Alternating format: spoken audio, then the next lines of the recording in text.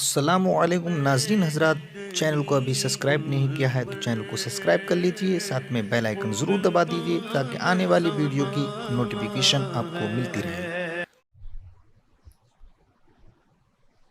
مجھے آج کچھ دنیا کے حالات سے متعلق بات کرنی تھی، لیکن معاً آتے ہوئے مجھے خیال آیا کہ یہ سیدنا غوث پاک رضی اللہ المولا تبارک و تعالی عنہ سے منسوب مہینہ ہے، اور پوری دنیا میں لوگ بارگاہ غوثیت معاذ رضی اللہ تعالی عنہ میں خراج عقیدت پیش کرتے ہیں۔ تو میں غوث پاک رضی اللہ تعالی عنہ کی اس تعلیم کو آپ کے سامنے پیش کروں اور اس ارشاد کو پیش کروں جس کے بارے میں غوث پاک رضی اللہ تعالی عنہ فرماتے ہیں کہ جو اس چیز کو اختیار کر لے گا اللہ اسے اپنے قرب کی دولت سے مالا مال کر دے گا۔ اور ہونا یہی چاہیے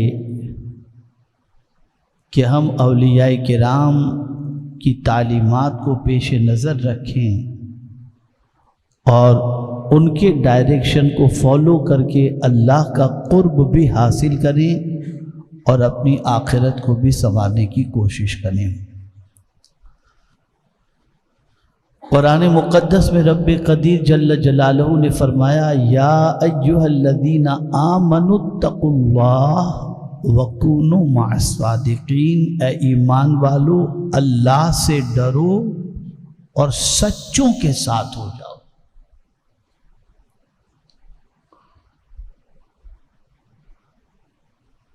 جب انسان سچے کے ساتھ ہو جاتا ہے تو اچھا بن جاتا ہے،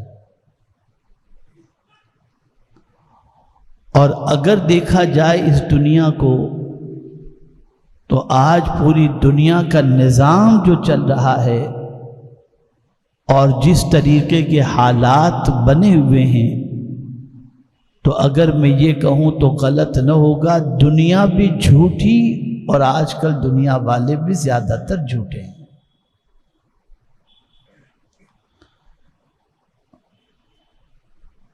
میرے استاد گرامی بڑی پیاری بات فرمایا کرتے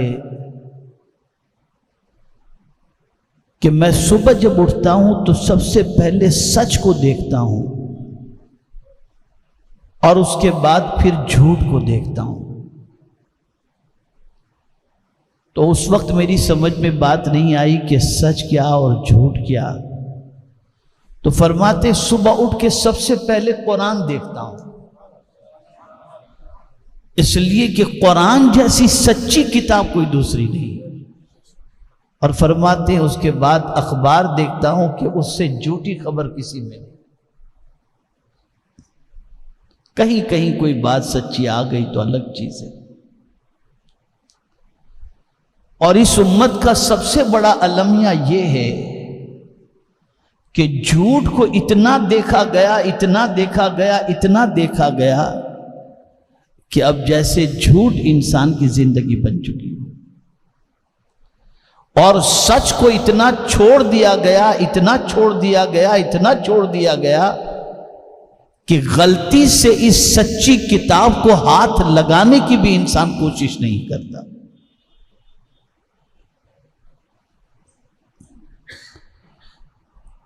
اور جھوٹ اتنا پھیلا دیا گیا اور بازار میں جھوٹ کو اتنا عام کر دیا گیا کہ اب دنیا کا انسان یہ کہنے پر مجبور ہے کہ سچ بول کر سوکھی روٹی بھی نہیں ملے گی۔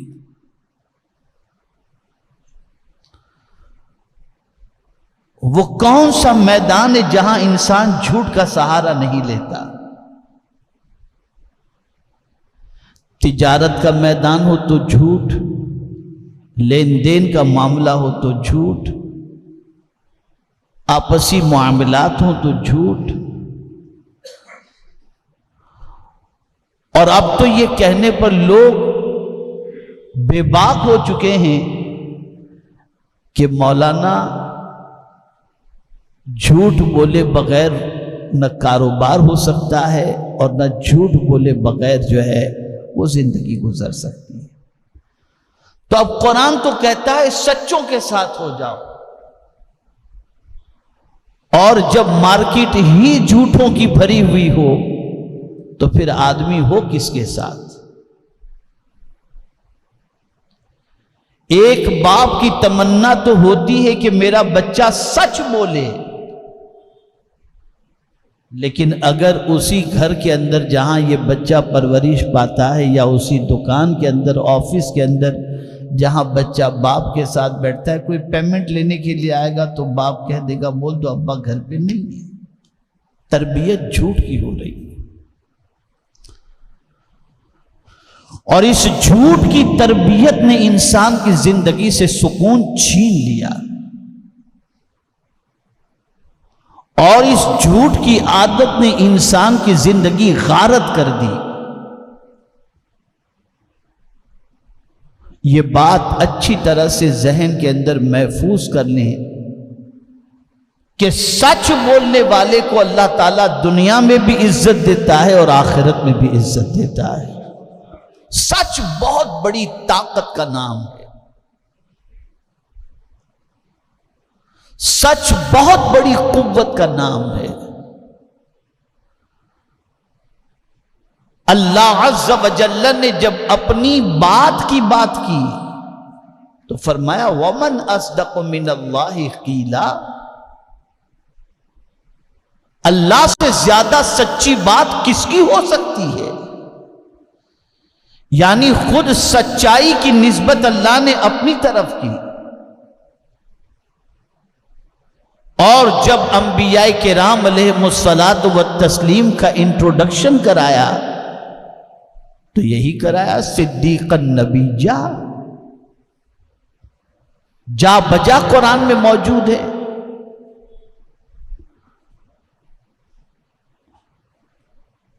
تو میرے پیارے آقا صلی اللہ تعالی علیہ وسلم کے پیارے دیوانوں، نہ جھوٹوں کی صحبت اختیار کرو اور نہ جھوٹ اختیار کرو، سچوں کی صحبت اختیار کرو اور سچائی کو اختیار کرو۔ آقا کریم صلی اللہ تعالی علیہ وسلم سے ایک صحابی نے پوچھا کیا مسلمان چوری کر سکتا ہے؟ سرکار نے فرمایا ہاں۔ پوچھا کیا مسلمان زنا کر سکتا ہے؟ سرکار نے فرمایا ہاں۔ اور پھر پوچھا کیا مسلمان جھوٹ بول سکتا ہے؟ سرکار نے فرمایا نہیں، جو مسلمان ہوگا وہ جھوٹ نہیں بولے۔ اب تو میں آپ کو کیا بتاؤں، 2 ٹکے کے لیے انسان ایمان کی قسم کھا کر کے کہتا ہے ایمانداری سے کہہ رہا ہوں اتنا ہی پروفٹ ہے، یہ پتہ نہیں کیا کیا ہو رہا ہے۔ ایک بازار گرم ہے جھوٹ کا، اور ایسا لگتا ہے کہ اس بازار کے اندر سچ کو تلاش کرنا یا سچائی پر قائم رہنا یہ کتنا ڈیفیکلٹ ہے۔ اب آئیے میں آپ کو سچائی کا فائدہ بتاؤں۔ آدمی سچ جھوٹ کیوں بولتا ہے؟ یا مال کے لیے جھوٹ بولے گا یا اپنی اولاد کے لیے جھوٹ بولے گا؟ چند پیسوں کے فائدے کے لیے آدمی جھوٹ بول دے گا اور سمجھے گا کہ اس سے میں مال جمع کر لوں گا۔ اور ایسے ہی انسان اپنی اولاد کے لیے جھوٹ بولتا ہے کہ کسی نہ کسی طریقے سے میری اولاد کا فیوچر برائٹ ہو جائے، تو جھوٹ کا سہارا لیتا ہے۔ قرآن جانتا ہے، اللہ کی کتاب جو انسان کی فطرت کو بتاتی ہے اور انسان کے نفع اور نقصان کی خبر دیتی ہے، اس نے واضح لفظوں میں فرما دیا یوم لا ينفع مال ولا بنون، اے بندے جو تو مال کی محبت اور اولاد اور بیٹے کی محبت میں جھوٹ بولتا ہے نہ، سن لے قیامت کے دن نہ تیرا مال تجھے نفع پہنچائے گا اور نہ تیرے بیٹے نہ تیری اولاد تجھے نفع پہنچائے گا۔ اور قیامت کا دن ایسا ہے کہ وہاں پر کوئی کسی کا نہیں ہوگا. لِكُلِّ امْرِئٍ مِّنْهُمْ يَوْمَئِذٍ شَأْنٌ يُغْنِيهِ. قرآن کہتا ہے ہر ایک دوسرے سے بے نیاز ہوگا. یعنی دنیا میں بہت ملے لیتے، ایک دوسرے کو دیکھتے تو بغل گیر ہوتے تھے.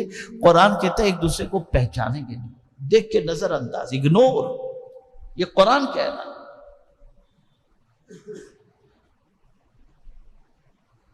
کوئی ایک دوسرے کو نہیں پہچانے گا، سب ایک دوسرے سے بے نیاز ہوں گے، سب کو اپنی اپنی پڑی ہوگی قیامت کے دن. اس قیامت کے دن کے بارے میں اللہ فرماتا ہے کہ نہ مال نفع پہنچائے گا، نہ بیٹے یا اولاد نفع پہنچائیں گے. تو اب ہم قرآن سے پوچھتے ہیں کہ قرآن تو ہی بتا، کوئی ایسی بھی چیز ہے جو قیامت کے دن ہمیں نفع پہنچائے؟ اس لیے کہ یہاں کی تکلیف کوئی تکلیف ہے ہی نہیں، کوئی تکلیف نہیں ہے. یہ جو مصیبتیں آتی ہیں، یہ پریشانی آتی ہیں، یہ تنگی آتی ہے، یہ بیماری آتی ہے، خدا کی قسم آخرت کی تکلیف کے مقابلے میں کچھ ہے ہی نہیں، کچھ بھی نہیں ہے. یہ تو یہاں کی مصیبت کوئی مصیبت ہے ہی نہیں آخرت کے مقابلے میں. آخرت کی تکلیف اتنی سخت تکلیف ہے کہ اگر آپ قرآن کا مطالعہ کریں تو عقل دنگ رہ جائے گی کہ آخرت کی تکلیف کتنی سخت ترین تکلیف ہے. اور آخرت تو بہت دور کی بات، قبر کی تکلیف، اور قبر بھی بہت دور کی بات ہے. سکرات کے وقت کی تکلیف جو جسم سے روح کے نکلنے کی ہے، اس تکلیف کو اگر قرآن کی روشنی میں سمجھیں اور احادیث کی روشنی میں سمجھیں تو آدمی اسی تکلیف سے ڈھیر ہو جائے کہ کتنی تکلیف جسم سے روح نکلتے وقت ہوتی. کوئی تکلیف نہیں ہے دنیا کی. ہوتا ہے یہ تکلیف آتی ہے جاتی ہے، آتی رہے گی جاتی رہے گی.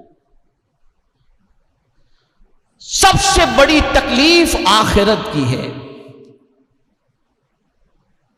تو اب قرآن سے پوچھے کہ اے پروردگار کی کتاب ذرا تو ہی بتا دے، جس بیٹے کے لیے، جس اولاد کے لیے پوری زندگی ہم نے کھپا دی، جس مال کو اکٹھا کرنے کے لیے صبح سے لے کر رات تک سچ اور جھوٹ کچھ ہم نے نہیں دیکھا، اگر یہ چیز قیامت میں نفع نہیں پہنچائے گی تو کوئی ایسی بھی چیز ہے جو قیامت میں ہمیں نفع پہنچائے؟ تو قرآن کہتا ہے ہاں، یوم ینفع الصادقین صدقہم، قیامت کے دن سچ بولنے والے کو اس کا سچ نفع پہنچائے گا،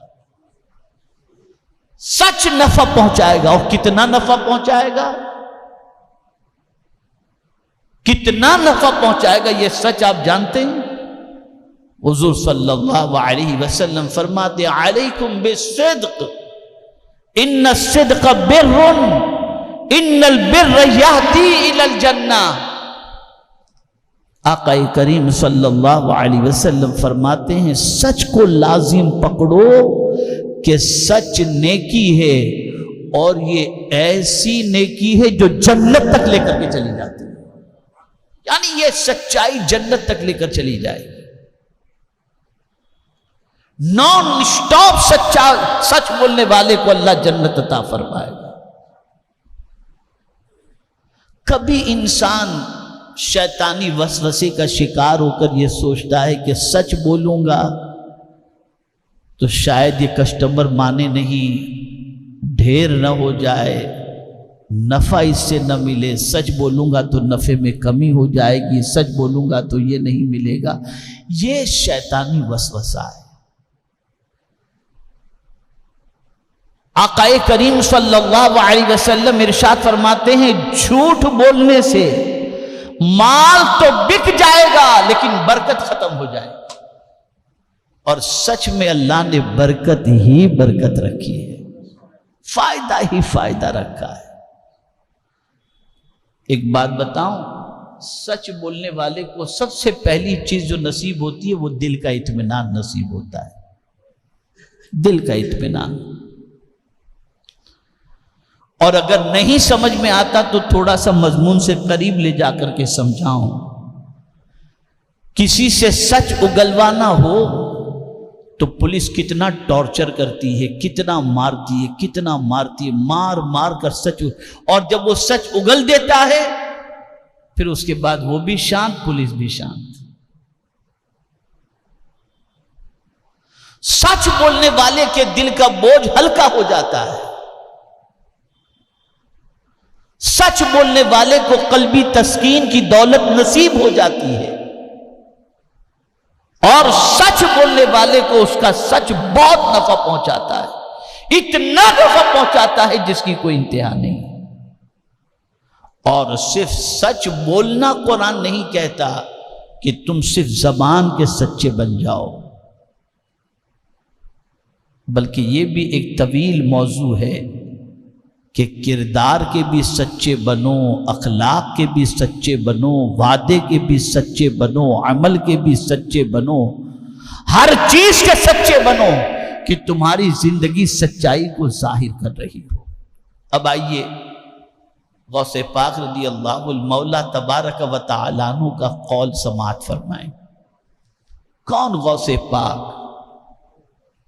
جن کو پہلی نصیحت ان کی ماں نے جو کی تھی وہ سچ کی ہی کی تھی کہ بیٹا سچ کا دامن کبھی مت چھوڑنا، ایک ہی نصیحت، اس لیے کہ ماں قرآن کی قاریہ تھی، ماں عابدہ اور زاہدہ تھی، باپ عابد و زاہد و ولی یہ کامل تھے، تو وہ جانتے تھے کہ یہ ایک وصف بچے کو کہاں سے کہاں تک پہنچا سکتا ہے، اس لیے ایک ہی نصیحت نے ماں کی، اور وہ یہ کہ بیٹا سچ کا دامن مت چھوڑنا۔ اور سفر ہی میں بغداد شریف آتے ہوئے سچ بولنے پر اللہ نے ڈاکوؤں کو توبہ کی توفیق عطا فرمائی۔